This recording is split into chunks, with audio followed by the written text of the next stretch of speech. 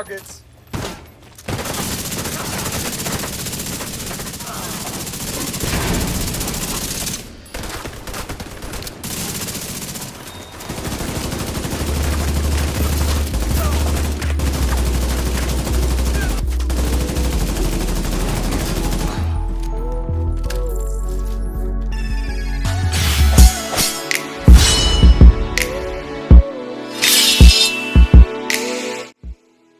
Hey guys, welcome back to another Division 2 build video. So in today's video, I'm going to break down and showcase 3 of some of the best armor regeneration builds for Year 7 Season 1. Armor regeneration is one of those attributes that can be super viable when stacked.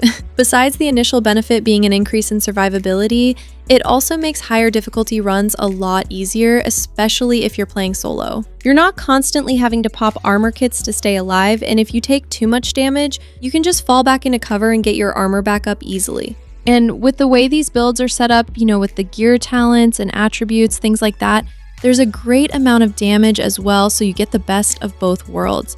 Excellent survivability and DPS. So guys, without further ado, let's go ahead and check these builds out.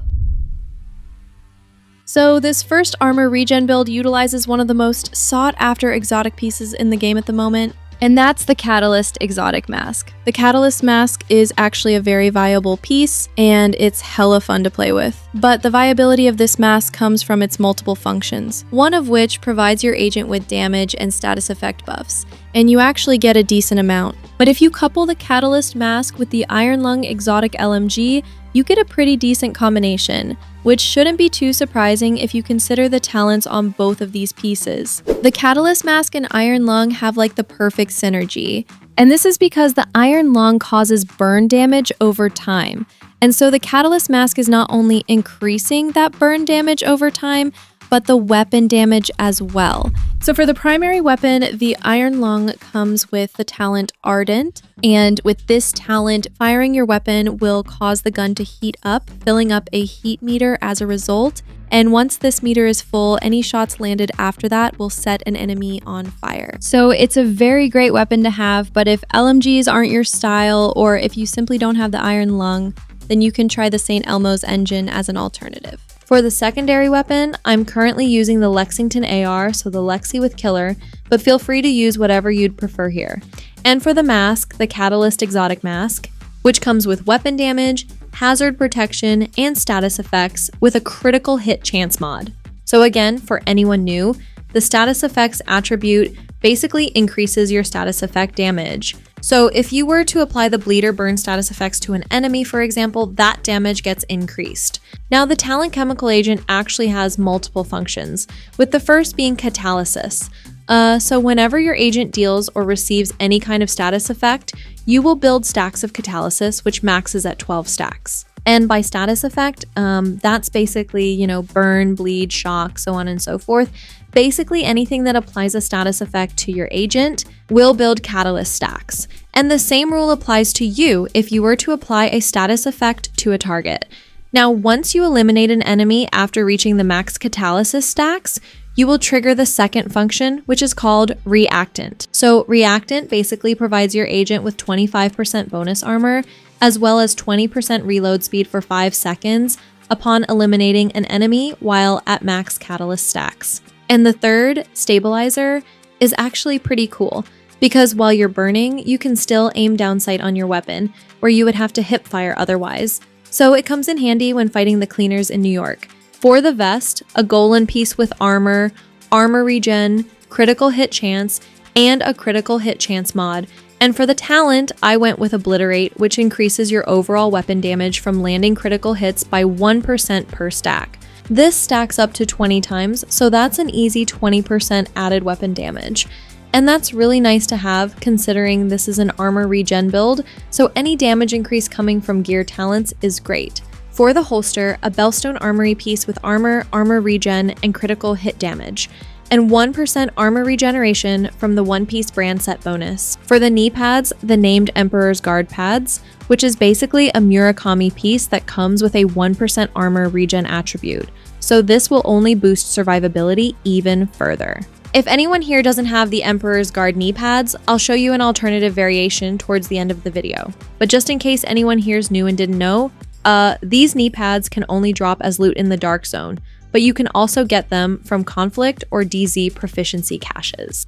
For the gloves, the named Contractor's gloves that come with an 8% damage to armor attribute, with armor and critical hit damage, as well as a nice 10% LMG damage bonus from the Brandset.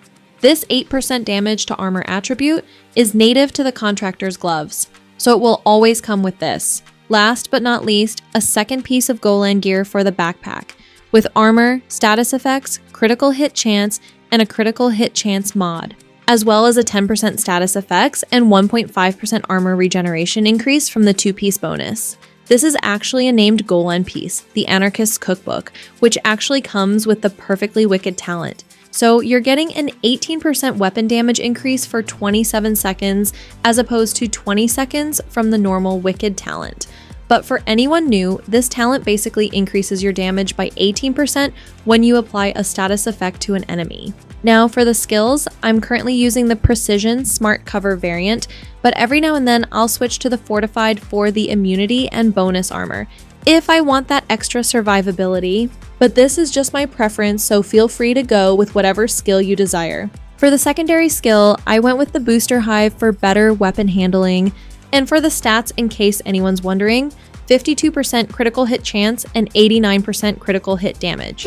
For the weapon specialization, I went with Gunner, mainly for the 10% armor on kill bonus, and for the global modifiers, I'm using Assault Link for the active, which grants you 5% weapon damage for each non-red core attribute equipped. For the passive modifiers, Loaded Up, which allows 25% of your critical hit chance value to be added as critical hit damage while at tier 5 firearms. Then, the Best Kind of Defense, which grants 2.5% headshot damage for every 100,000 total armor you have.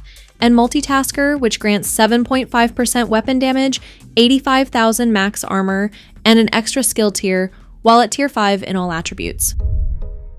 Okay, so this next build has slightly more armor regeneration and survivability, with more overall damage. So with this setup, I'm using the Striker Ballistic Shield variant, which actually provides a pretty nice damage boost per number of enemies in front of your shield. And you actually get a decent amount. But the one annoying downside with using the Ballistic Shield is that the NPCs tend to destroy it quickly, especially on Legendary difficulty. But the damage increase feels nice though, plus it's a nice way to have cover while you're moving. So it's still a viable skill and it only adds additional survivability. Not to mention you're also able to use an assault rifle with the ballistic shield while it's equipped, so that's another huge benefit. For the primary weapon, I'm currently using the Caretaker. This is a named high-end assault rifle that comes with the perfect killer talent, and as many of you guys know, killer is a great talent that kind of works similar to strained.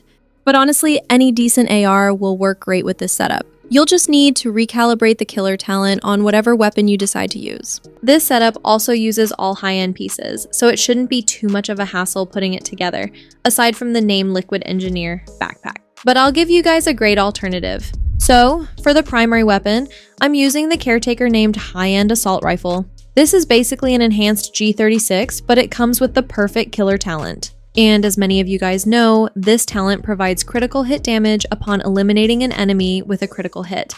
So you get 90% for the perfect killer talent, as opposed to 70% from the normal killer. Not too big of a difference. The normal killer talent is good enough, so don't worry if you don't have the Caretaker. But for the secondary weapon, you can honestly use whatever you like. For the mask, I'm currently using the Chill Out mask, which is a named Gila Guard piece, but a regular Gila Guard mask will work. But the only difference is that the Chill Out mask has 2 mod slots instead of 1. So you're able to add an extra mod of any sort if you'd like. For the vest, a Fenris Group AB chest piece with armor, both critical hit damage and chance, with a critical hit damage mod.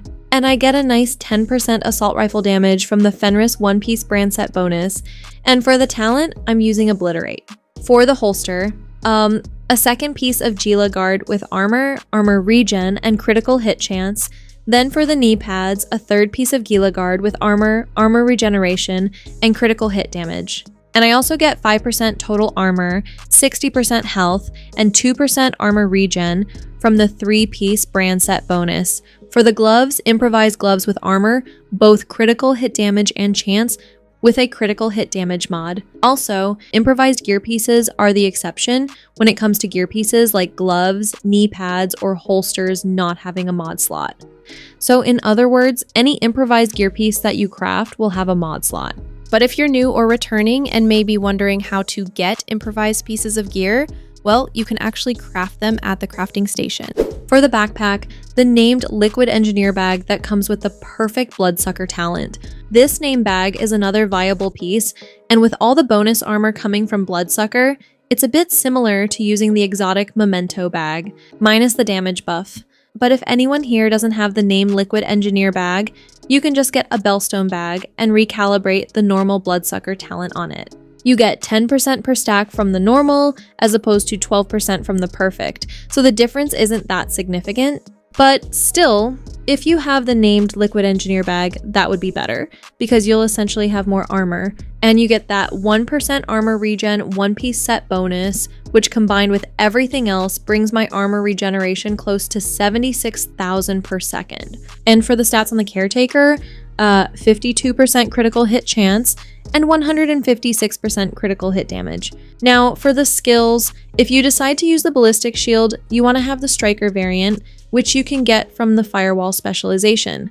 The Striker Ballistic Shield variant will give you a small damage boost per number of enemies in front of your shield within 10 meters. So, if you have a look over at the damage bonus per enemy, my current value is at 13%, and that's because I have a couple skill mods equipped that adds a total of 6%. So for both the circuit board and gyro slots, I have a 1% and 5% damage bonus mod. So that's why mine is at 13%. I think the default is 7%, but for the secondary skill, the Reviver Hive. And for the global modifiers, the same as the previous, Assault Link loaded up, the best kind of defense, and Multitasker. Okay guys, for this last build, I'm using the Chameleon Exotic Assault Rifle. This is probably one of the best exotic weapons in the game right now. Its weapon talent, Adaptive Instincts, is super effective in PVE. With the Adaptive Instincts talent, you're getting 3 different buffs that will essentially increase your DPS. One of them grants a huge 90% weapon damage increase after landing 65 body shots. So this weapon is a powerhouse in itself. And when you combine that with the damage buff coming from the exotic Catharsis mask, the damage gets increased even further. But the Catharsis mask also has healing properties, so it will enhance your survivability as well. So with Adaptive Instincts, you're getting 3 different buffs.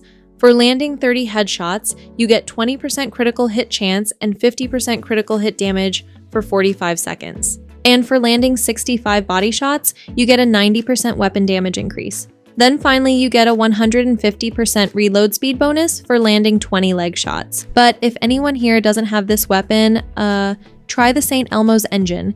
It makes for a great alternative. For the mask, the exotic Catharsis mask, which comes with the talent Vicious Cycle. So taking damage builds stacks that cap at 30. Each stack grants 1.5% weapon damage. However, taking damage at max stacks will reset this progress, while at the same time triggering a release of a healing cloud. This healing cloud will heal 5% of your max armor for 10 seconds, including any allies in your group. But not only that, it will also remove any status effects once you take damage at max stacks. So it's definitely an exotic piece that's worth having, in my opinion. It really helps add a bit more damage and survivability. And for the rest of the gear pieces, 3 pieces of the Golan set, mainly for the armor regeneration and total armor attribute bonuses that you get from the brand set. Then the named Liquid Engineer backpack for even more armor regen, and again, if you don't have this name bag, you can simply get a Bellstone piece and recalibrate the Bloodsucker talent on it. Or you can use the exotic Memento bag if you have, and swap the Catharsis mask out for a Bellstone mask. Whatever works for you. And for the knee pads, a Grupo piece for the 13% critical hit damage, with armor and crits. And for all the Golan pieces, I have armor, armor regen, and critical hit chance for the attributes, with critical hit damage mods. And Obliterate for the vest talent to add more damage. For the skills, the Ballistic Crusader Shield and the Mender Seeker Mine from the Survivalist Weapon Specialization for additional healing. But don't feel like you need to use the Seeker Mine, it's just my own preference. But combined with the Catharsis mask and a decent amount of armor regeneration, the heals isn't half bad. And with the supportive modifier, the healing effect gets boosted even more. So I'm running Assault Link, loaded up, the best kind of defense, and supportive. Assault Link is actually great with these high armor builds because you get 5% weapon damage for every non-red core equipped. And for the stats, 51% critical hit chance and 118% critical hit damage with just a little over 77,000 armor regeneration per second. Okay, so here's a great alternative for the first build that I showed you guys, the one that uses the Emperor's Guard knee pads. So if you don't have the Emperor's Guard knee pads, you can use Bellstone knee pads instead with the Picaro's holster. Yeah, you're missing out on that 1% armor regen attribute from Emperor's Guard, but at least you'll have slightly more damage. Because, and just in case anyone's new here and didn't know, you get a 10% weapon damage attribute from the Picaro's holster. And this is actually a named Brazos piece. But I'm not gonna lie, those knee pads are not easy to get. The Emperor's Guard knee pads. And if you do get them, it's going to be tricky getting it to drop with the right attribute roll, because it will always drop with a skill tier core attribute since it's a piece designed for skill builds. Plus, it always comes with that 1% armor regen attribute, so you'll need to get lucky and get one with either armor regen or crits.